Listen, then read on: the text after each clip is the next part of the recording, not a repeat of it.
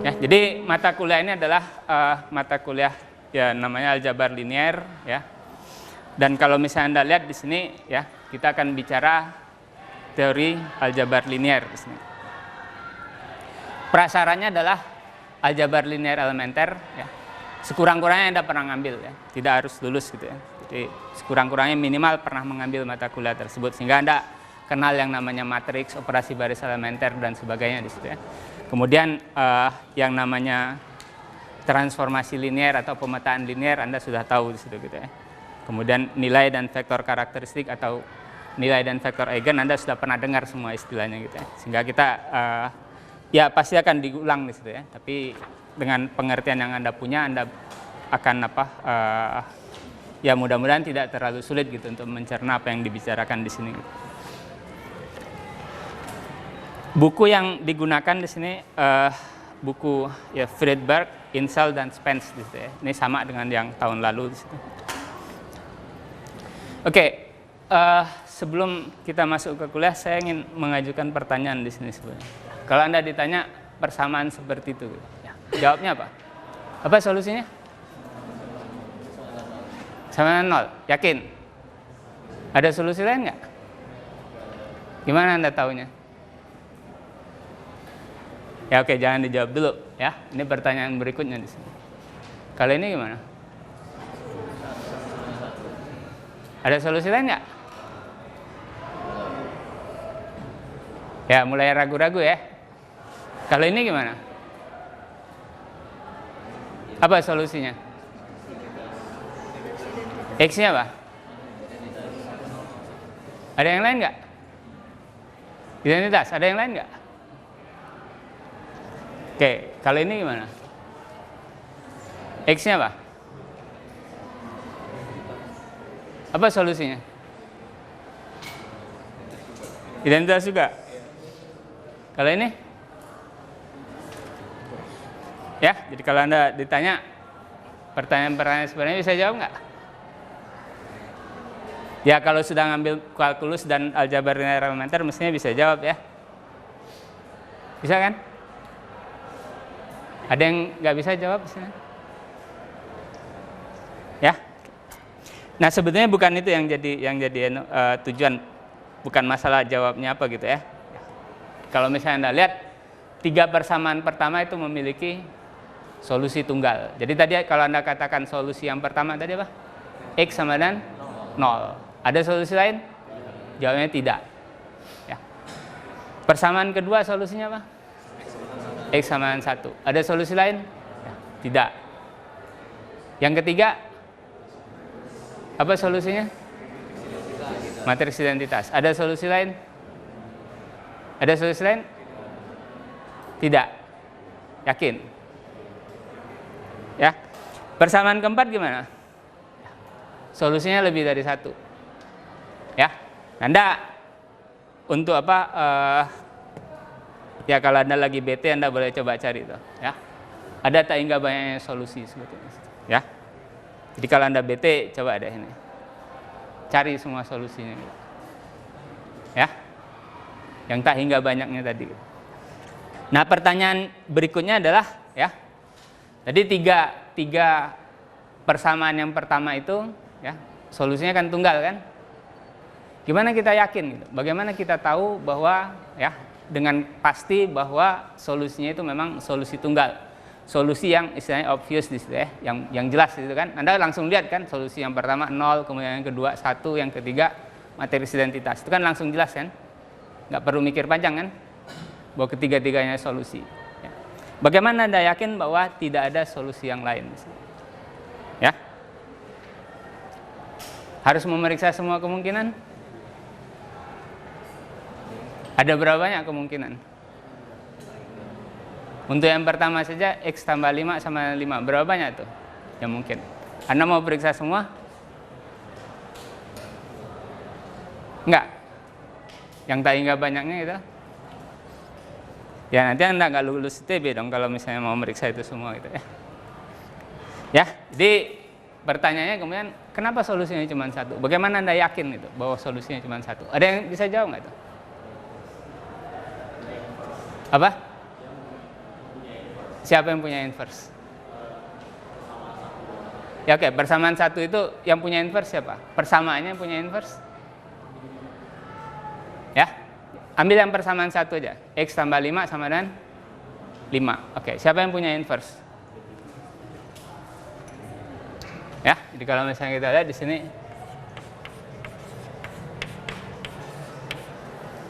yang punya inverse siapa?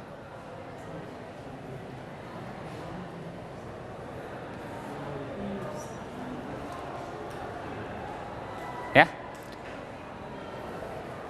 Yang berikutnya apa tadi? 5x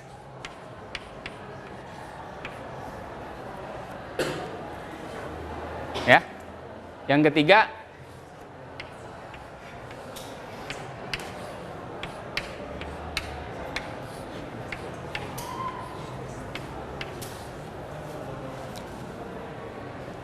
ya. Jadi kalau ditanya kenapa cuma 1 x, yaitu x sama 1 yang merupakan solusinya, tidak ada yang lain. Jawabnya apa? Ya. Apa yang Anda lakukan sebetulnya? Ya, juga untuk yang di sini ya. Pada dasarnya yang Anda lakukan itu sebenarnya sama aja sih untuk tiga-tiganya. Ya. Kita tidak perlu memeriksa semua kemungkinan karena mustahil gitu kan. Ada tak hingga banyaknya kemungkinan, ya tidak mungkin Anda periksa semua di situ. Apa yang dilakukan? Ya. Ya. Ini yang kita lakukan kan? Tahu pencoretan. Ya. Jadi pada dasarnya kan ini kan kita coret aja di sini. 5 dan 5 ini saling meniadakan ya. Sehingga hasilnya apa di sini? Kalau Anda coret 5-nya. Ya. Di ruas kiri 5-nya hilang. Di ruas kanan 5-nya juga hilang. Apa yang muncul di ruas kanan? Ya, bilangan 0. Di sini juga sama. Ya. Ini bisa dicoret yang ketiga. Ya. Ya, pada dasarnya yang kita lakukan juga semacam pencoretan di situ, ya. Tapi kalau misalnya lebih persis, ya, yang kita lakukan itu adalah apa yang kita katakan dengan menggunakan hukum pembatalan. Ya. Jadi ya, jadi kalau misalnya Anda lihat 3 ini semuanya sama. Kita menggunakan hukum pembatalan sebetulnya, ya. Atau bahasa yang lebih awam itu bahasa sehari-hari, sebenarnya kita dengan kata lain melakukan pencoretan. Sama tiga-tiganya, ya. Nah, kalau misalnya Anda lihat sama di situ, ya. Apa yang kita lihat di sini? Jadi objek yang sifatnya spesifik di situ, ya. Jadi bilangan real di sini, ya. 5, ya.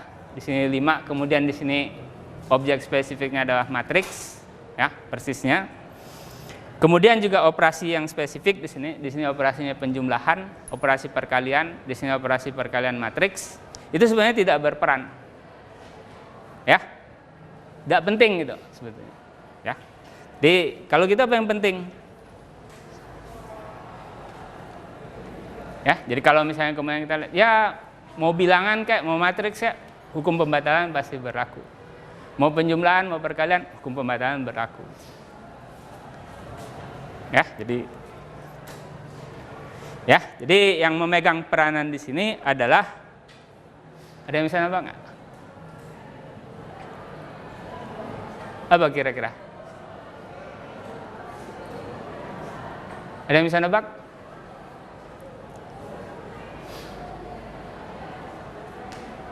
Ya, jadi kalau misalnya kita lihat adalah ya, sifat-sifat operasinya, ya. Operasi yang tidak spesifik, ya. Jadi kalau misalnya kita lihat sekali lagi ya di sini ya, ya, objek spesifiknya tidak penting, operasi spesifiknya tidak penting, tapi yang jelas kita harus punya objek dan kita harus punya operasi. Kadang-kadang saya menggunakan istilah di sini objeknya generik di situ ya, operasinya juga generik. Ngerti kan maksudnya generik kan? Kayak obat generik aja di situ. Kalau obat generik itu yang penting apa sih? Yang penting kan fungsinya di situ. Ya. Paracetamol itu generik nggak? Saya kira generik di situ kan. Yang penting fungsinya di situ, bukan mereknya di situ. Kita nggak perlu tahu pabrik obatnya apa di situ. Ya.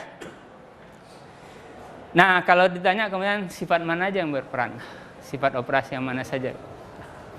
Di bagian ini saya agak longgar di sini ya. Jadi yang tidak terlalu kaku ya. Nanti belakangan kita buat lebih formal istilahnya di situ ya. Jadi ada hal-hal yang sebetulnya di sini ya mestinya sih yang kayak gini nggak boleh gitu sebetulnya. Ya. Jadi yang pertama itu adalah sifat asosiatif. Ya, kalau Anda lihat, ngerti kan sifat asosiatif? Masih tahu? Ingat nggak? Ya, jadi kalau kita lihat operasi penjumlahan dan perkalian bilangan real serta perkalian matriks persegi itu semuanya bersifat asosiatif. Tahu kan? Ya, jadi kalau Anda lihat operasi-operasi yang Anda gunakan di sini semuanya bersifat asosiatif. Ya. Kemudian yang kedua ada unsur identitas, ya. Di sini unsur identitasnya apa? Ya. Jadi operasi penjumlahan unsur identitasnya adalah unsur 0, bilangan 0 di sini, ya. Di sini ya, bilangan 1. Di sini matriks identitas, ya. Ya, yaitu unsur yang setiap kali dioperasikan dan unsur lain selalu menghasilkan unsur lain tersebut. Jadi kalau Anda punya ini identitas, ya, ada unsur lain, Anda operasikan, hasilnya pasti unsur yang lain ini, gitu. Tidak akan yang lain. Kemudian yang ketiga ada unsur inverse, ya. Jadi kalau kita lihat, ya, jadi kalau dioperasikan, jadi unsur inverse itu unsur dia mesti punya pasangan, nggak bisa inverse itu datang sendirian. Ya, jadi kalau misalnya kita lihat dia punya inverse, itu artinya ada pasangannya di sini. Kalau dioperasikan dengan pasangannya tadi, hasilnya adalah unsur identitas. Ya. Nah, ketiga sifat ini coba kita tuliskan dengan lebih persis gitu. Ya, jadi kalau misalnya kita lihat, ya, sebetulnya apa yang kita lakukan? Kita mempunyai sebuah himpunan tak hampa. Ini, ya, kumpulan dari objek-objek yang generik tadi, ya. Pokoknya dia himpunan, anggotanya berupa apa? Apakah bilangan, apakah matriks, atau apa lagi gitu ya, segitiga barangkali di situ, atau orang, nggak penting, ya. Pokoknya ini sebuah himpunan, ya, tidak kosong, ada anggotanya. Anggotanya persisnya apa? Nggak penting, ya. Kemudian di sini ya kita punya operasi, ya, operasi DS, ya. Jadi operasi DS itu adalah, ya, kalau mau kita katakan adalah aturan yang mengaitkan pasangan terurut DS. Jadi pasangan dua unsur DS yang terurut kemudian kita kaitkan, ya, kita pasangkan dengan satu unsur S. Tepat satu, ya, tidak boleh kurang, tidak boleh lebih. Kenapa kita katakan pasangan terurut di sini?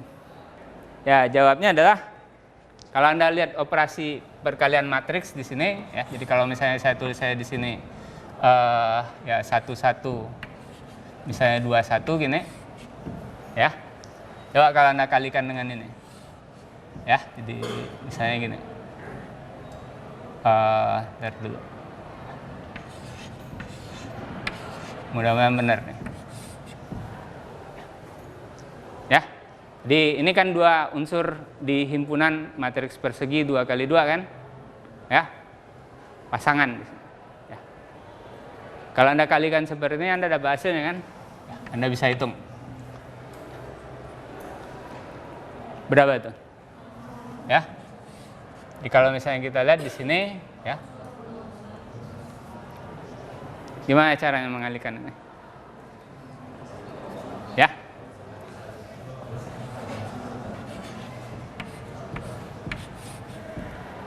Ya. Sementara kalau kemudian Anda ambil unsur yang sama, tapi kemudian urutannya Anda balik, apa yang Anda peroleh? Ya, jadi kalau di sini urutannya dibalik, yang 0001 di sebelah kiri, ya, di depan, apa yang Anda peroleh? Sama nggak dengan ini? Sama? Ya. Jadi kalau kita lihat di sini, ya,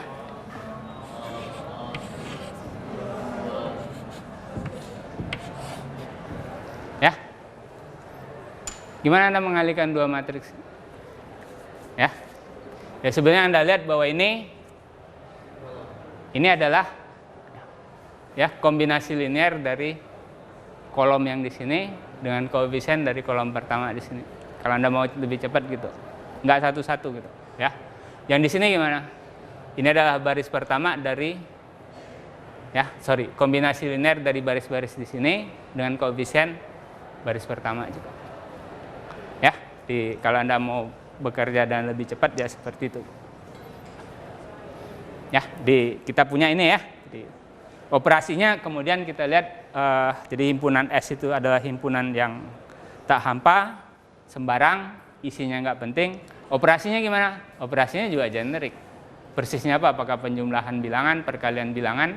Ya gimana bisa mengatakan tentang operasi spesifiknya kalau objek spesifiknya kita nggak tahu gitu kan? Ya. Jadi pokoknya apa? Pokoknya operasi. Apa yang kita lakukan? Ambil dua unsur di S, kita bisa pasangkan, kemudian memberikan sebuah unsur di S lagi gitu. Ya. Ini yang kemudian kalau misalnya Anda lihat yang dimaksud dengan ya namanya abstrak gitu ya. Di persisnya Pak nggak tahu ya. Pokoknya kita mikirnya seperti itu gitu. Ya. Nah. Supaya mudah ya. Jadi kalau Anda lihat himpunannya udah diberi nama sih. Ya. Namanya S. Ya. Operasinya gimana? Ya supaya mudah kita beri nama juga ya. Namanya gimana? Ya kita beri aja bintang di situ. Ya, simbol bintang. Sehingga kita bisa mengatakan apa di sini ya. Jadi kita bisa mengatakan kalau kita mengambil dua unsur ya. Jadi kalau kita mengambil dua unsur jadi seperti yang gini lah. Jadi kalau seperti ini ya. Yang di sini kan sebenarnya bisa kita lihat sebagai 5 kali X kan. Ya, sama 5 yang ruas kirinya di sini. Ya. Jadi kalau kemudian kita lihat bagaimana kita membuat operasi yang generik, ya sebetulnya operasi yang di sini kita ganti aja dengan nama di situ. Sehingga kalau Anda mau melihat ini sebagai generik, kita bisa lihat ini sebagai X bintang 5 ya, sama dengan 5. Yang di sini juga 5 bintang X sama dengan 5. Ya. Ini juga kalau Anda mau juga bisa kita tuliskan seperti itu ya. Sini juga sebenarnya kan ada kalau mau ya kali kecil lah di situ atau titik di situ ya. Ya, ketika kita menuliskannya ya kita tuliskan di situ A bintang B, artinya apa? A bintang B itu menunjukkan hasil operasi ya antara A dan B. A-nya di depan. Jadi kalau Anda lihat operasi kita itu ya, kalau Anda perhatikan di situ, operasi kita itu bekerja dengan 2 unsur. Masuk 2, keluar 1. Kalau masuk 1 gimana? Ya nggak jalan. Masuk 3, nggak jalan juga. Sehingga kalau misalnya Anda punya 3 unsur di sini A, B, C, ya Anda harus mengatakan mana duluan yang dijalankan di sini. Ya. Ruas kiri di situ mengatakan apa? Ya. A dan B dulu kita operasikan, setelah hasilnya kita operasikan dengan C. Ruas kanannya gimana mengatakannya?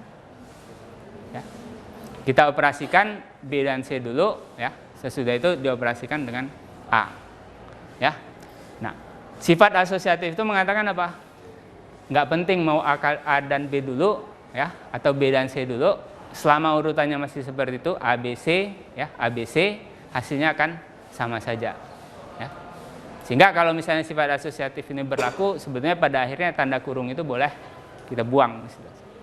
Ya, pada akhirnya kita punya sifat seperti itu. Itu asosiatif. Ya.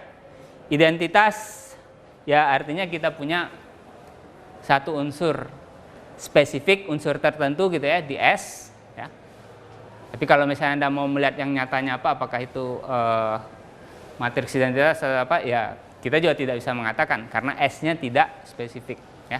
Tapi pokoknya ada satu unsur tertentu yang mempunyai sifat tertentu seperti ini gitu ya. Jadi kalau dia dioperasikan dengan E ya, maka hasilnya adalah ya A lagi di situ. Dan hal yang sama kalau misalnya kita tukar urutan E dan A di situ. Ya. Nah, ini berlaku untuk semua unsur A di S. Kemudian ya, yang tadi inverse ya. Anda perlu perhatikan ya. Jadi antara yang bicara unsur identitas dan bicara unsur inverse, ya. Anda perlu perhatikan di sini. Apa perbedaan? Ya, Anda bisa lihat nggak perbedaannya di sini? Ya, dari segi bahasa pasti berbeda gitu. Tapi sebenarnya Anda lihat nggak ada struktur jadi struktur penulisan ya, yang sebetulnya struktur logika sebetulnya. Ya, yang berbeda. Jadi kalau Anda perhatikan sebenarnya apa bedanya di sini? Unsur identitas dengan inverse. Jadi perbedaannya adalah unsur E itu gimana aja? Ya dengan kata lain apa? Kalau untuk semua ya Anda bisa baca di situ. Coba katakan dengan ekspresi yang berbeda. Apa yang bisa Anda katakan tentang E?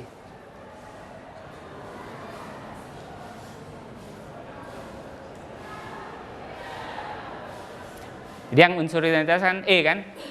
Ya, apa yang bisa Anda katakan tentang E? Kenapa? Tidak bergantung pada A. Benar? Tidak bergantung pada A. Jadi kalau A-nya diganti, E-nya berubah nggak? Kalau A-nya kita ganti di situ, ya diganti dengan unsur lain, E-nya berubah nggak? Berubah tidak? Ya. Oke. Kalimat di bawahnya di sini yang inverse apa? B. Apa yang bisa Anda katakan tentang B? B bergantung pada A. Jadi kalau A-nya Anda rubah, B-nya berubah. Pasti berubah? Yakin? Benar? Ya, hati-hati karena kalau Anda mengatakan seperti itu, Anda mesti mengatakan alasannya kenapa nanti ya. Sekarang nggak saya tanya lah. Gitu. Tapi pertanyaan saya cuma itu. Anda yakin kalau A-nya diganti, B-nya berubah? Pasti berubah? Atau jangan-jangan A-nya diganti, ya diganti dengan yang lain, misalnya C, B-nya masih itu juga. Nah, jawabnya ya sebenarnya datang dari hukum pembatalan. Ya. Ada yang tahu nggak hukum pembatalan itu apa? Ya, jadi kalau Anda lihat sebetulnya hukum pembatalan itu bukan hukuman pembatalan ya. Ya, itu adalah ya, jadi kalau saya tulis nah hati-hati di sini misalkan saya punya 3 unsur di sini A, B, C ya. Anggota S ya, sembarang ya. Kemudian S dan operasi bintang itu memenuhi 3 sifat ini ya. Karena tadi kita katakan apa? Operasinya bersifat asosiatif, kemudian ada unsur identitas, dan sebetulnya yang ketiga itu mengatakan setiap unsur punya inverse. Ya, jadi yang ketiga itu dengan singkat kita bisa mengatakan seperti itu. Ya. Nah, sifat pembatalan itu adalah ya. Kita mempunyai sebetulnya sebuah implikasi di sini. Ya. Kalau A bintang C sama dan B bintang C ya, ini implikasinya apa? Ya, ya. Jadi pembatalan itu sebenarnya mengatakan ya C-nya ini dibatalkan, dibuang di situ. Ya. Mungkin istilah pembatalan tidak begitu tepat gitu ya, tapi itu terjemahan aja dari cancellation gitu ya. Ya. Ini ya selama ya himpunan S dan operasi bintang itu memenuhi ketiga sifat itu, ini pasti berlaku. Anda nggak usah peduli S-nya itu anggotanya apa, bintang itu operasi yang seperti apa, ya pasti berlaku. Gimana caranya? Ya, ya jawabnya sebetulnya gini ya. Jadi dari sifat yang inverse di situ, kalau mau kita katakan sifat ketiga di situ ya. Jadi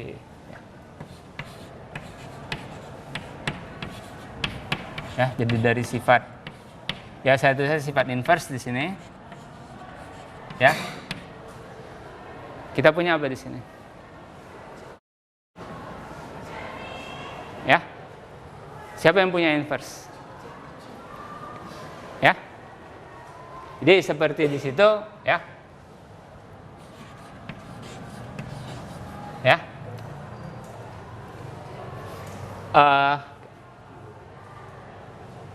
Ya sebetulnya kalau misalnya saya lihat kembali gitu ya, kita barangkali sebenarnya yang kedua dan ketiga itu baru mendefinisikan unsur identitas dan unsur inverse.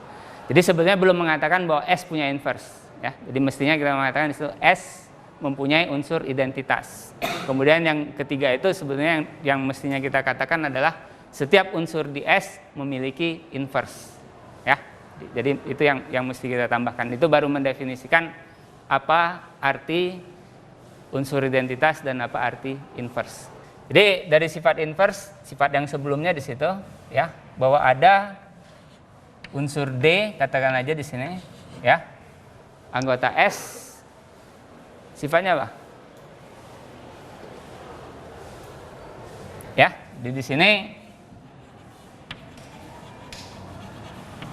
yang memenuhi apa? Ya. C bintang D sama dengan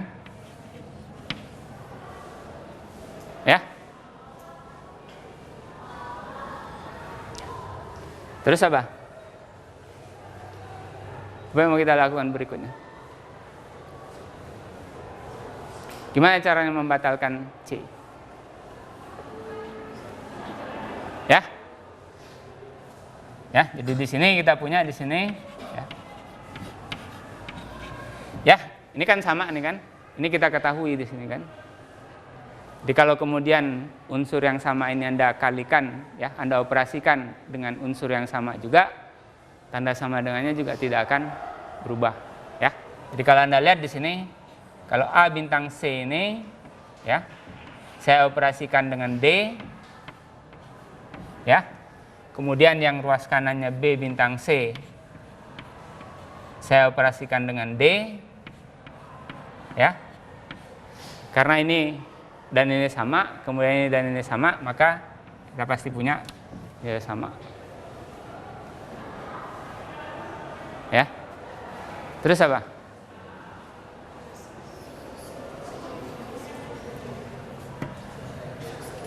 Apa? Oke, sifat asosiatif memberikan ya, jadi sifat asosiatif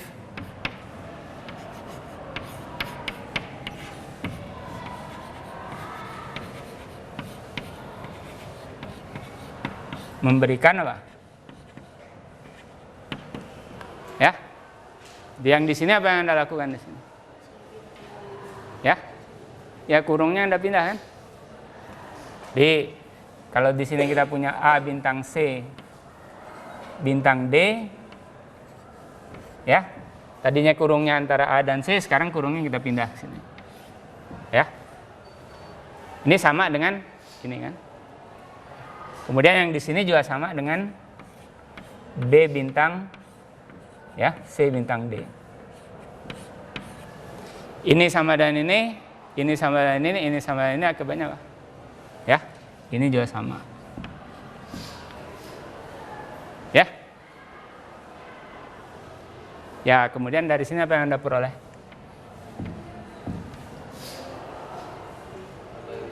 Ya.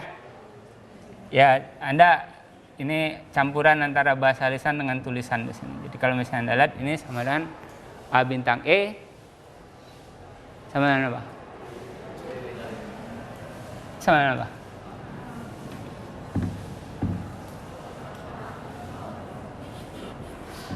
Yang di sini?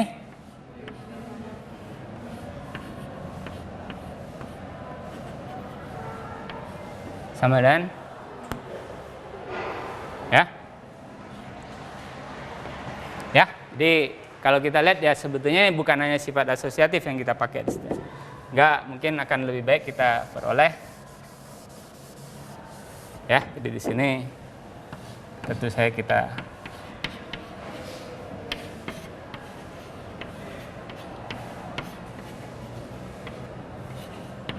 ya. Apa yang kita simpulkan dari sini? Apa kesimpulannya? Ya, jadi kita simpulkan bahwa apa? Ya, Ya kita baca ya dari ujung ke ujung. A sama dengan B. Ya. Oke, ya. Nah, salah satu hal yang kemudian juga menjadi sifat itu adalah ya bahwa unsur identitas itu selalu tunggal pada akhirnya, ya. Dan sebetulnya ini kita hanya memerlukan sifat kedua. Begitu ada unsur identitas, ya. Unsur identitas itu pasti tunggal. Ya. Jadi kalau Anda mempunyai unsur identitas F, katakan aja, ya. Apa akibatnya? Ya, kalau F itu dioperasikan dengan A, hasilnya pasti A. Mau dari kiri, mau dari kanan, hasilnya pasti A. Ya. Untuk ya semua A di S. Ya. Nah, dari situ apa yang kita peroleh? Ya, coba Anda lihat F bintang E hasilnya apa? Ya, karena kita tahu tadi E tadi adalah identitas, hasilnya sama dengan apa nih? F bintang E sama apa? Kalau E-nya identitas, hasilnya sama dengan? Yang identitas E ya. Apa hasilnya? Hasilnya F. Saya nggak tahu tuh. Sekarang kalau F-nya yang identitas, ya, jadi kalau E-nya identitas, hasilnya adalah F kan? Sekarang kalau F-nya yang identitas, kesimpulannya apa? F sama dengan E. Jadi unsur identitas itu tunggal, ya, nggak mungkin ada yang lain. Nah, sekarang saya tanya, ya, tadi persamaan keempat berapa banyak solusinya? Tak hingga. Tapi kita tahu unsur identitas itu tunggal. Kontradiksi nggak nih? Oke, coba Anda pikirkan aja lah. Anda kan punya waktu untuk belajar kuliah ini di luar kelas kan? Nah, Anda pakai waktu Anda untuk menjawab pertanyaan-pertanyaan pada akhirnya sebenarnya. Oke, ya. Jadi kita mempunyai seperti ini pada akhirnya, ya. Jadi himpunan-himpunan yang masing-masing sebetulnya ya, objeknya itu spesifik. Jadi Anda punya di sini himpunan bilangan real, himpunan semua bilangan real, himpunan semua matriks persegi 2x2. Kemudian juga pada masing-masing himpunan itu juga ada operasi spesifik. Di sini operasinya adalah operasi penjumlahan bilangan. Di sini himpunannya sama dengan yang di atas, tapi operasinya berbeda. Operasinya adalah operasi perkalian bilangan. Di sini operasinya apa? Ya, operasi perkalian matriks. Ya. Saya hanya menggunakan operasi perkalian di sini, walaupun ada operasi yang lain sebetulnya di situ. Ya, jadi kita lihat di situ, ya, objek-objeknya, ya, spesifik himpunan, ya. Jadi himpunan itu objeknya spesifik, kemudian operasinya juga spesifik, ya. Nah, tapi seperti yang kita lihat tadi, ya, himpunan-himpunan yang berbeda-beda ini tadi dengan operasi-operasi yang berbeda-beda ini mempunyai sifat-sifat operasi yang sama, ya, mempunyai sifat-sifat operasi yang sama. Nah, ini yang kemudian kita, ya, di himpunan, ya, dengan sifat-sifat tersebut, ya, dengan kelengkapan dan sifat-sifat tersebut kita katakan memiliki struktur yang sama, ya, jadi memiliki struktur yang sama. Sehingga kalau Anda melihat ada 3 sifat tadi, sifat asosiatif, memiliki identitas, kemudian setiap unsur yang memiliki inverse, ya, maka semua himpunan, ya, dengan operasi, dengan satu operasi, ya, selama mereka memiliki 3 sifat ini, ya, walaupun objek spesifik, operasi spesifiknya berbeda, kita katakan memiliki struktur yang sama, ya, ya. Nah, dari beberapa sifat yang sama itu ada yang minimal, artinya kita pengen sesedikit mungkin sebetulnya di awal, ya, itu yang kita sebut dengan istilahnya aksioma, ya. Jadi kalau Anda lihat, ya, ini kan sifat yang sama kan, yang dimiliki oleh himpunan di sini. Ya. Tapi kalau Anda lihat, sifat ini adalah sifat yang diturunkan. Ya. Ini adalah akibat, adalah hasil dari sifat-sifat yang 3 tadi. Sifat asosiatif, sifat identitas, dan sifat inverse tadi. Ya. Di sifat yang asosiatif, sifat identitas, kemudian sifat inverse itu yang kita katakan sebagai aksioma. Nah, sekarang, ya, aljabar linier, ya, di materi atau objek yang akan kita pelajari dalam mata kuliah ini sebetulnya adalah, ya, objek-objek yang secara generik, ya, secara abstrak itu memiliki struktur ruang vektor. Ya, jadi Anda udah pernah dengar kan istilah ruang vektor kan? Di aljabar linear elementer kan? Jadi kita masih akan bicara tentang ya struktur yang sudah Anda kenal ya di aljabar linear elementer. Pasti ada perbedaannya di situ. Ya. Perbedaannya apa? Ya, kalau misalnya pada waktu Anda belajar aljabar linear elementer, Anda sebetulnya masih melihat objek-objek yang spesifik dan operasi-operasi yang spesifik. Ya. Jadi Anda masih ditanya ya, umumnya di situ ya. Jadi ruang vektor R pangkat n. Ya, ruang polinom di situ misalnya. Masih bekerja dan yang seperti itu. Ya. Di sini kita akan bicara dengan yang generik tadi. Jadi ruang vektor, apa persis anggotanya? Nggak penting, pokoknya ruang vektor. Apa artinya? Ya dia punya operasi dengan sifat-sifat tertentu gitu. Ya, yang akan kita pelajari.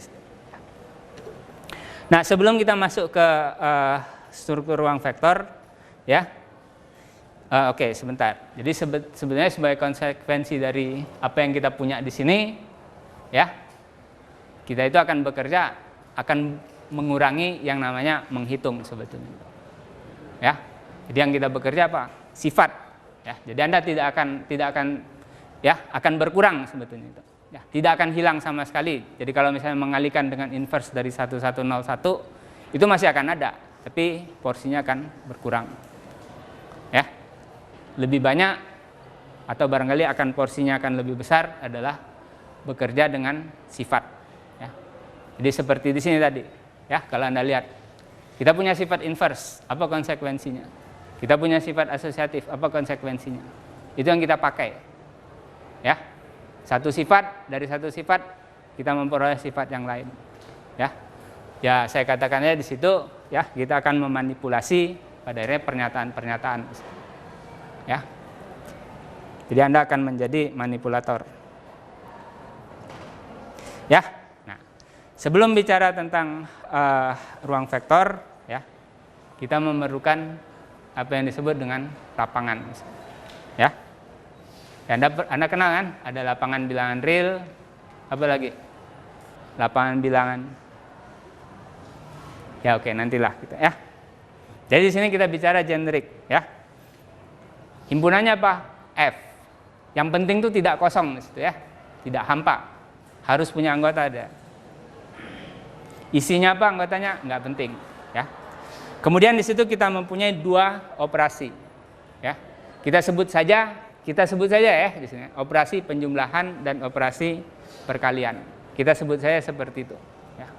Karena kadang-kadang ya, kita biasanya yang seperti ini kalau Anda nanti melihat gitu ya, begitu kita bicara struktur, ya, seringkali operasi bintang itu kita perlakukan seperti perkalian. Ya. Jadi 5 bintang X apa yang kita tulis? Ya, 5X saja, sederhana gitu. Ya. Di sini ya, kita katakan operasinya penjumlahan dan perkalian. Kita namakannya seperti itu. Persisnya apa? Belum tentu penjumlahan dan perkalian. Mungkin aja yang lain di situ. Jadi kalau Anda melihat spesifik ya, bisa jadi yang lain di situ. Nah, lapangan itu apa sih? Ya, kita mempunyai, kalau Anda lihat di sini ada 9 aksioma sebetulnya. Ya. Nah, kalau Anda ingin mengingatnya, ya, sebetulnya kalau Anda perhatikan, ya, 4 aksioma yang pertama, ya, keempat-empatnya hanya berkaitan dengan penjumlahan, ya. Di sana semuanya tambah, tidak ada kali, ya, tidak ada perkalian. Kemudian 4 berikutnya, ya, perkalian. Nah, seperti yang saya katakan tadi, operasi kali itu kita tanda kalinya nggak usah ditulis, ya. Jadi kalau A dikalikan dengan B, tulis saja AB atau alfa beta di sini saya pakai. Sifat yang ke-9 gimana? Ya, ya sifat yang ke-9 itu campuran. Ya, jadi kalau kita lihat di sini, ya ada operasi tambahnya, ada operasi kalinya. Dalam aljabar ketika kita bicara struktur, ya khususnya kalau misalnya operasinya lebih dari 1, biasanya kita punya seperti ini. Operasi pertama, apa aksioma yang berkaitan dengan operasi pertama? Kemudian apa operasi yang berkaitan dengan operasi kedua? Maaf, apa aksioma yang berkaitan dengan operasi kedua? Yang ketiga, ya apa hubungan antara kedua operasi ini tadi? Ya, selalu mulanya seperti itu. Nah, contohnya ya Anda yang sudah kenal ya operasi yang ya. Jadi di sini lapangan itu adalah lapangan bilangan, ya. Operasi penjumlahan dan perkalian yang juga sudah Anda kenal, jadi yang biasa saja di situ, ya. Dan di sini kita mempunyai lapangan bilangan real, ya. Simbolnya R, ya. Ya, udah kenal kan? Ya. Karena di sini asumsinya ya itu sudah dikenal, ya. Apalagi? Karena itu Anda lihat masih koma. Lapangan bilangan rasional. Jadi kalau Anda lihat, ya, kalau Anda kumpulkan bilangan rasional, kemudian Anda lakukan operasi penjumlahan dan perkalian yang biasa, maka Anda akan lihat 9 sifat tadi akan berlaku juga. Nah, kemudian satu lagi di sini, lapangan yang barangkali Anda belum biasa, ya, belum terlalu terbiasa, ya, yaitu lapangan bilangan kompleks. Ya. Tapi saya harap Anda semua di sini pada saat yang sama mengambil kuliah kompleks, ya. Ya, atau barangkali sudah. Ya. Kita tidak akan memerlukan banyak pengetahuan dari sana, tapi sekurang-kurangnya sifat-sifat aljabar bilangan kompleks itu yang biasanya sih di awal sudah diperkenalkan, Anda tahu gitu. Jadi bagaimana menjumlahkan bilangan kompleks, mengalihkan bilangan kompleks, representasi bilangan kompleks, ya, itu Anda mestinya belajar di awal-awal di situ. Ya, apa contoh lain? Contoh lapangan. Ada yang tahu nggak? Ya, ya, nih lapangan bilangan lain. Ya. Jadi kalau misalnya kita lihat, Anda kumpulkan aja di sini, ya, bentuk yang di sebelah kanan ini, ya.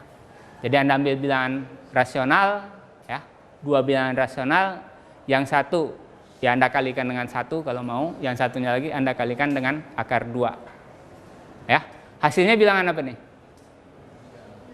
Rasional juga. Kemudian Anda jumlahkan, ya.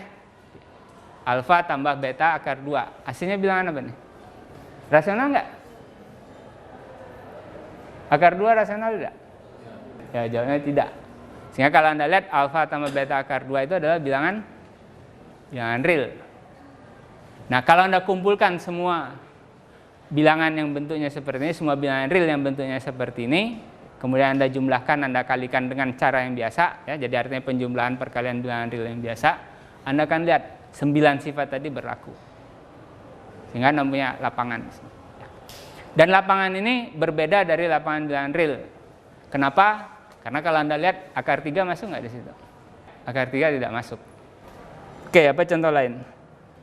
Jadi kalau Anda lihat di sini yang namanya lapangan itu seperti lapangan olahraga gitu. Ukurannya macam-macam di situ, ya.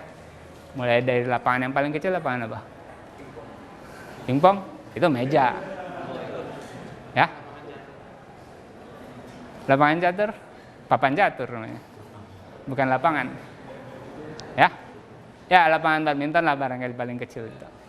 Ya. Kemudian ada yang lebih besar lagi, lapangan voli, lebih besar lagi lapangan basket, lebih besar lagi lapangan sepak bola, lebih besar lagi lapangan golf gitu misalnya kan. Nah, ini juga sama. Ya, yang diberikan di sini contoh yang besarnya. Ada yang lebih kecil nggak? Ya. Jawabnya ada, ya. Itu contoh yang tak hingga. Nah, sekarang contoh yang hingga. Ya, jadi kalau Anda lihat di sini kita punya Z2. Unsurnya cuma 2, 0 dan 1, ya. Kemudian operasinya apa? Ya, operasi yang apa yang kalau Anda kenal di situ? Ya. Cuma 2 di sini, udah tahu kan? Ya. Jadi 1 tambah 1 berapa? Ya. 1 tambah 1 0. Cuman itu aja yang aneh, yang lainnya sih enggak, biasa aja kan? Ya. Anda lihat 9 sifat tadi berlaku juga, ya. Contoh yang bukan bilangan, ya, misalnya ini. Kita menulis di situ R, kemudian dalam kurung biasa X. Jadi Anda membagi 2 polinom, ya. Selama penyebutnya itu bukan polinom 0, ya, kita mempunyai lapangan. 9 sifat tadi berlaku juga. Pertanyaan. Z, apa itu Z? Ya, Ya, jadi di sini himpunan bilangan bulat. Operasinya operasi bilangan. Lapangan bukan? Kenapa bukan?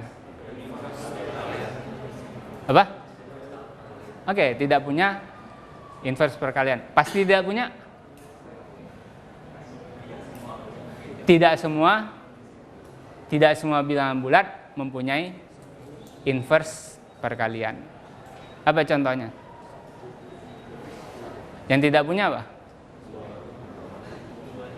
Ya, kalau Anda diminta contoh ya paling sedikit contohnya berapa? Ya, satu aja contohnya, udah cukup tuh. Apa contohnya? 2, ya. Jadi kalau Anda lihat 2 itu tidak mempunyai inverse perkalian yang juga bilangan bulat. Ya, kalau Anda mau memaksakan punya inverse, apa yang terjadi? Ya, Anda harus keluar dari dunia bilangan bulat. Kemana Anda pergi? Ya, ke dunia lain. Ya, dunia bilangan rasional. Ya. Oke, saya nggak tahu nih waktunya sebenarnya sudah habis. Ya, saya kira kita akhiri aja di sini ya.